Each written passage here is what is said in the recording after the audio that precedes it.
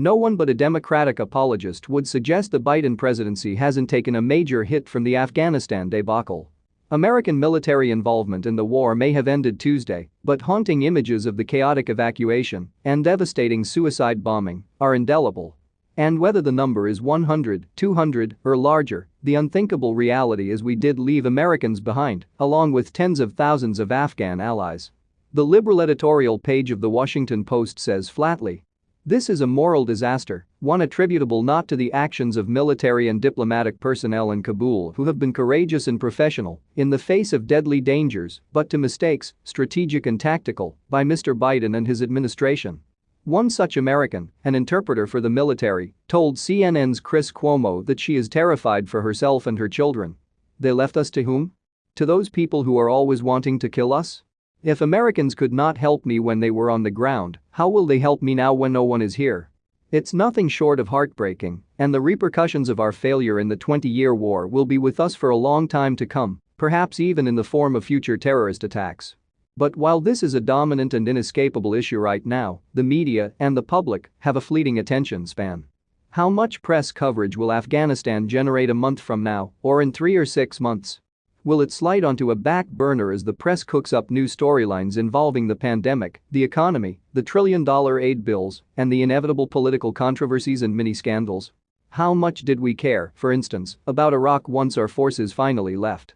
In recent years, media coverage of Afghanistan shrunk to a minuscule level, and people weren't exactly clamoring for more. Will news organizations continue to invest in keeping reporters in such an unsafe environment? More likely, Afghanistan will be treated like other failed terror states, such as Yemen, which blip onto the radar only when some atrocity occurs. Television was obsessed with Hurricane Ida until it hit Louisiana, but the coverage is already starting to fade, even with 1 million people in New Orleans without power and little prospect of getting it back for days or weeks.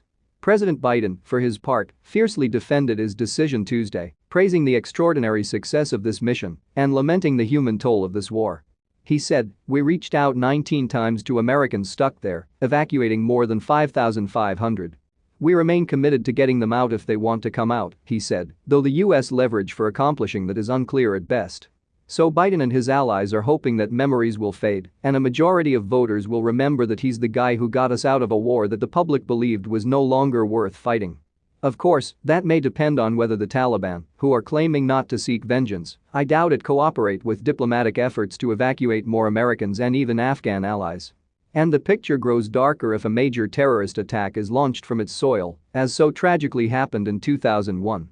Eroding or about the political fallout has eroded something more fundamental to Joe Biden's fortunes: his aura of competency. Even his allies concede that has been badly tarnished, especially with the COVID resurgence that is unfolding on the president's watch. Ross Douthat, in a New York Times column saying Biden's critics lost Afghanistan, nonetheless admits that the president himself has appeared exhausted, aged, overmatched, making basic promises about getting every American safely home and then seeing them overtaken by events. But is this transitory? Post contributor Matt Bai insists that Democrats and all the leftist Cassandras on cable TV really need to calm down because history and common sense suggest that Afghanistan isn't going to define the Biden presidency and probably not even the next election.